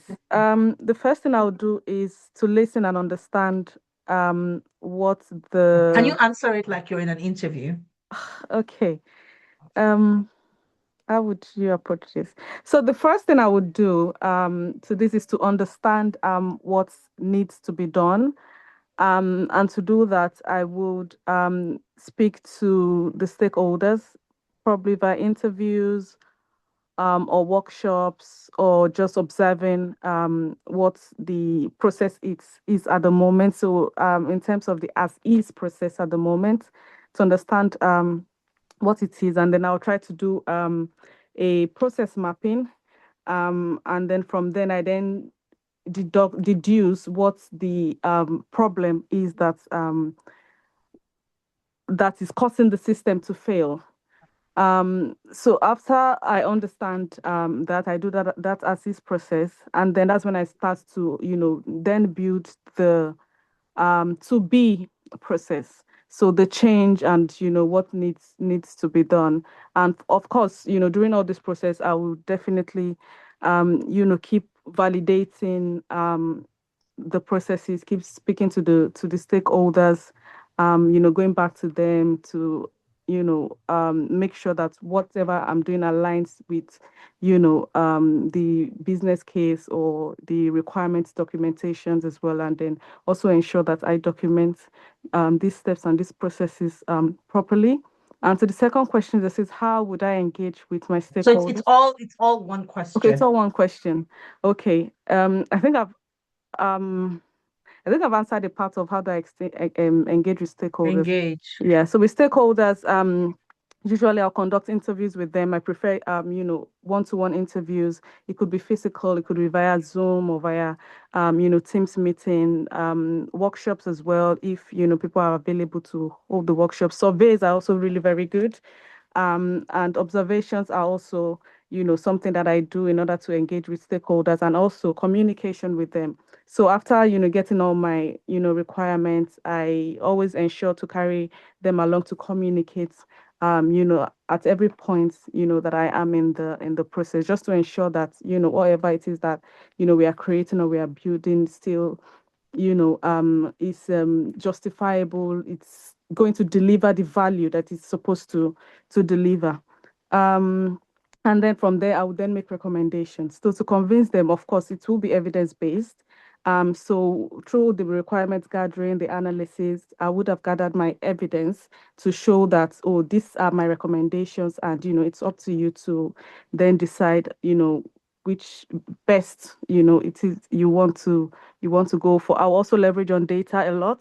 I'm proficient in Excel and Power BI and building dashboards, meaningful dashboards that give insights to what the problem is, and then can lead to decision making or quick decision making. So that's how I would answer the question. I hope I did well. You tried. You did well, really well. See, you're getting claps. Everybody's clapping for you. Very good, very good. I would say that you need to build your interview muscle, okay? Because that would help you to sound much more confident, but very good. Some of the things that I noticed, and those are what would be training signals. All right. So you need to be careful with that. You mentioned I will probably by doing, I think you said probably by doing the process map. You can't be probably. It has to be clear what you're going to do. You also say I will try to do. You can't try. You have to do it literally. Yeah. And then all those I then you just need to be more coherent. Those first two, probably by try to do are training signals. It tells them, has this person really done the job? And you don't want to be in that position where you're already being questioned, because what would happen is you don't, of course, know that they're questioning you, but everything you're saying, they just are more stringent when they're listening to be sure that this person actually knows the job. But great question. You've been assigned to, does anybody else want to try and answer? But very good before I give feedback. Anyone else wants to try? Just raise your hand. Alexander, Ayomide, Cecilia, Credia, Emmanuel, Spartan, Firmus, Fifi, Gladys, Hilder, Jen. Anybody want to try? Zainab, Yetunde, anybody else? No?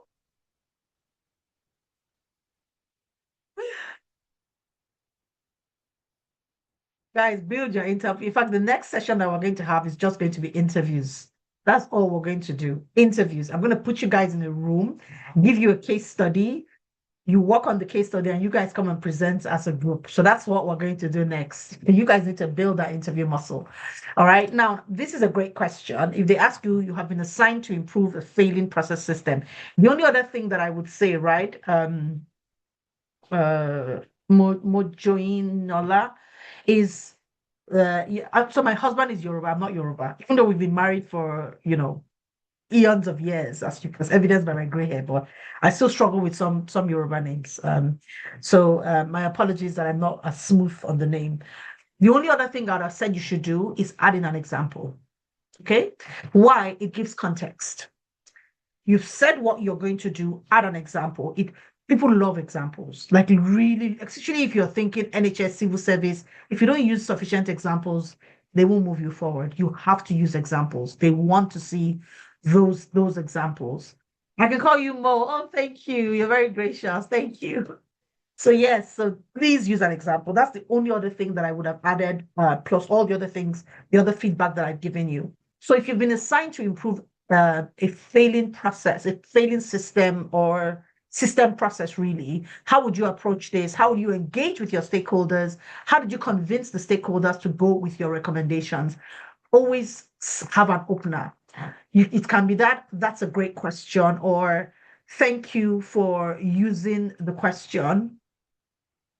So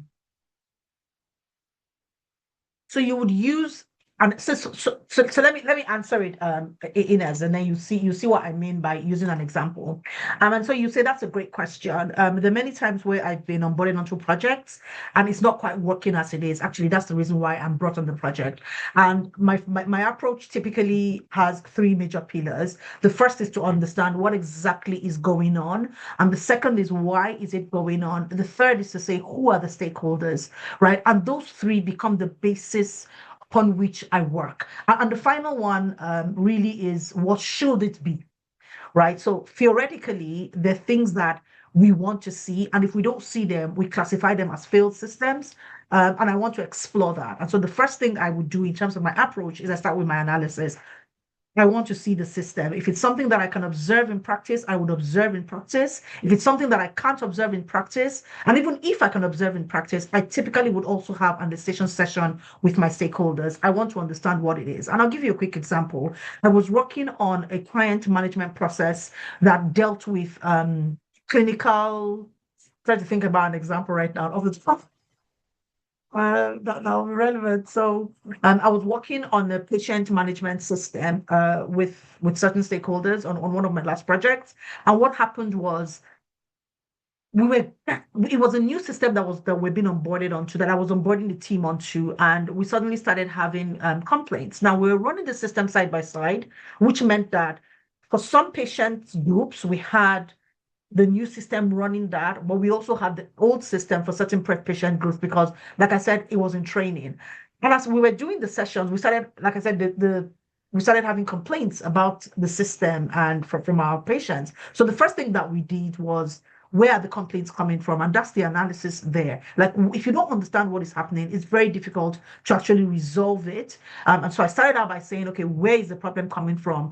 And we determined that it was from the old system that was happening. And I'm like, okay, it's the old system. They've been using it. So what's going on? What we then found was that we had some patients that were using that. Unfortunately, they were using, both systems were serving them, because they were in departments. They were working, some of them were working in, they had, give an example like that, and somewhere on one part of the hospital, another part was another part of the hospital. So the new system was faster than the old system. So those complaints started. And of course, I think people started having conversations about it. And doing that, we suddenly realized that this was where the problem was coming from. So we then, of course, decided that, are we going to shut down the new system, or do we look for where we had duplicates? And if we had that, we either decide to put them all on the new system or put them all on the old system. And that's what we did. And the first thing, again, was once we did the analysis and we looked at the different stakeholder groups, we had a survey with the system, with the team. So we sent out surveys to our stakeholders,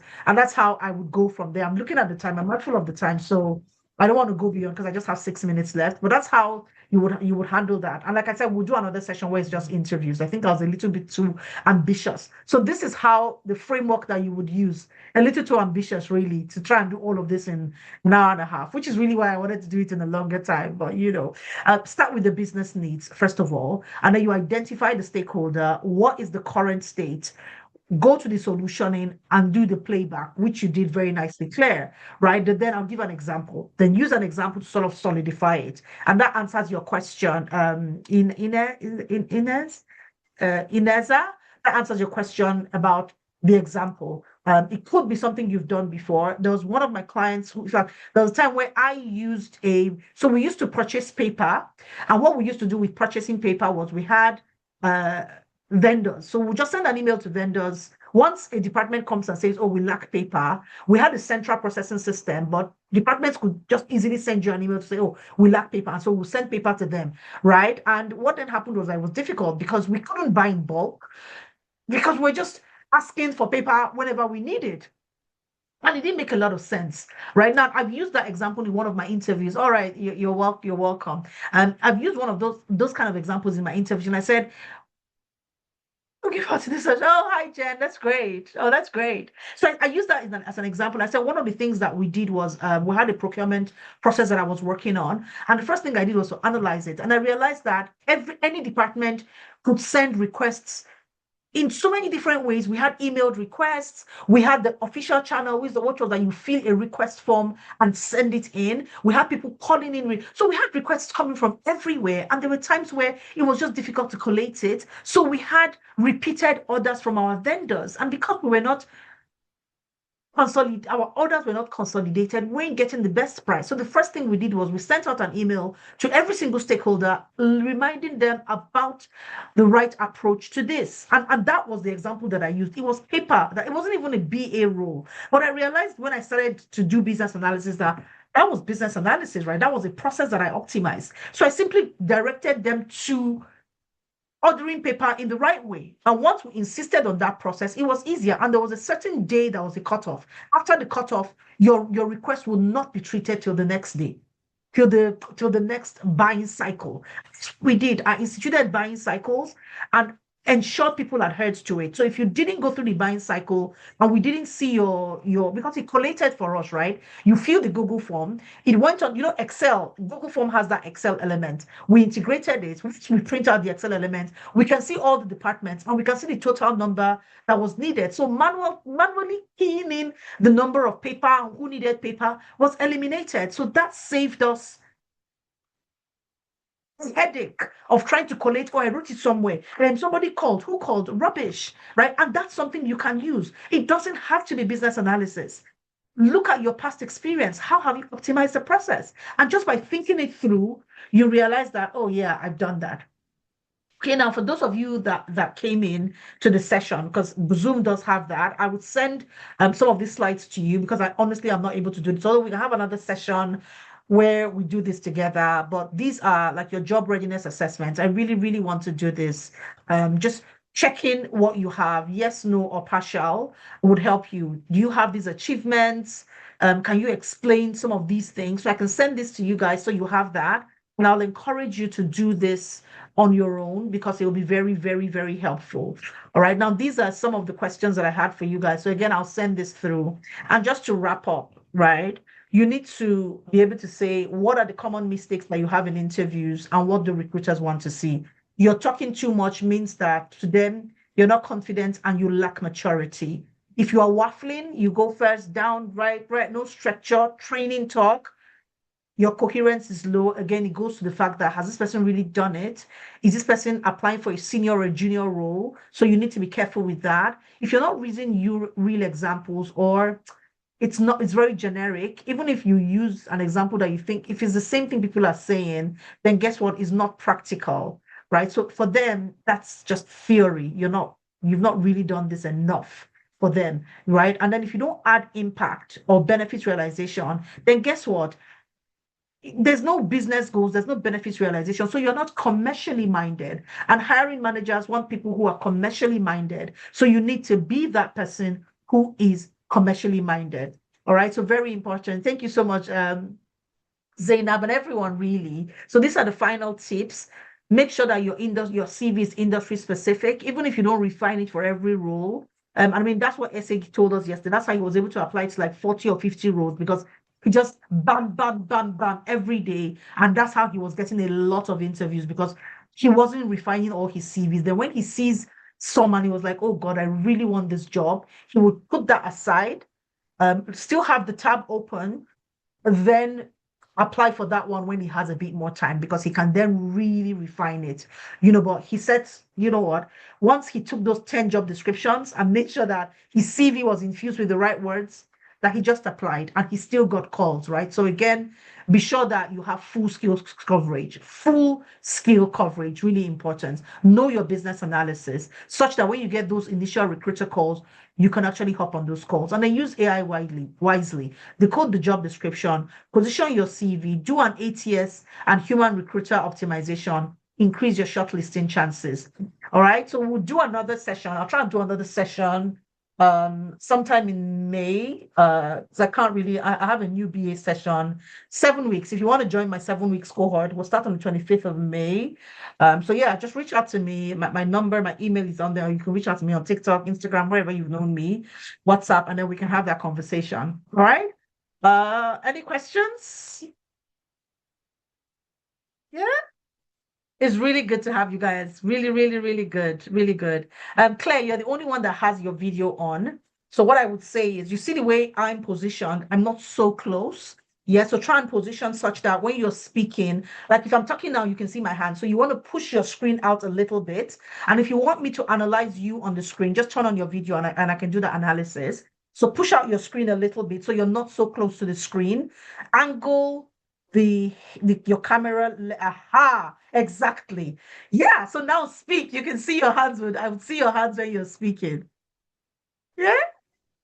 Oh yeah, you've made me forget my question now. Yeah, I Oh, remember. My sorry. question. Another thing is your top is there's too much, there's not enough clearance at the top. Yeah, Yeah, yeah. so that's why I you just need to push out your camera. That's why you need to push out oh okay, your yeah.